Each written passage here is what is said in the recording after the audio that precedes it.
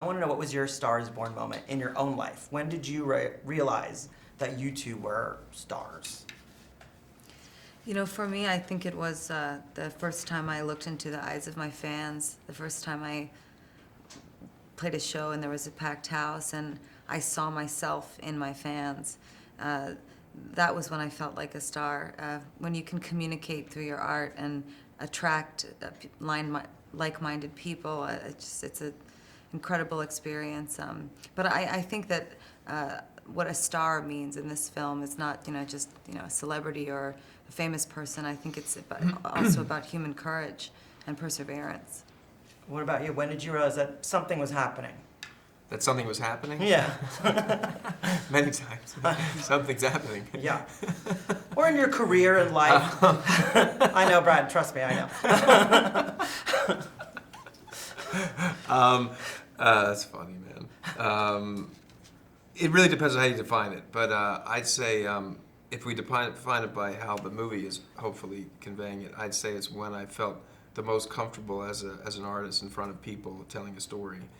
And there are many moments in grad school where I felt that, but I guess like sort of the crystallized moment was when I was doing 3 Days of Rain, which is a play on Broadway with Julia Roberts and Paul Rudd, and the character has a monologue, and I felt really, as hard as it was, that play, a sense of, oh, I think I'm supposed to be here at this place right now. Okay, very important question for you. Obviously, you were born Stephanie, you're Lady Gaga. You know Bradley now. If he was going to have a name, maybe an alter ego name, what do we think Bradley Cooper's name would be?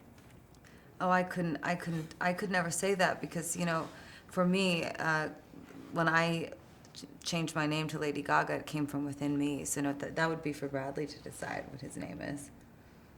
I got an interesting answer from Lucas. He said his name would be George Stephanopoulos. Oh, okay.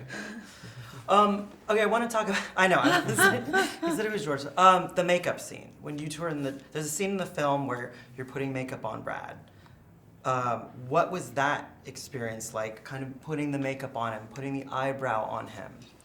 Oh, it's wonderful. It was this beautiful love scene, and it just showed their strong connection to each other, and him loving her, purely for who she is, and it was a throwback also to their first meeting when they, were backstage at the drag bar, and he peeled her eyebrow off, and she's covering her brow because she's so embarrassed, and now they're in love, and they're in the bathtub, and she's doing his makeup. To me, it just showed how strong their connection was, and it was a beautiful scene to shoot together. Do you remember the first time you heard some of her music and what it was? The very first time? No, but I can tell you about the first time I heard her sing live.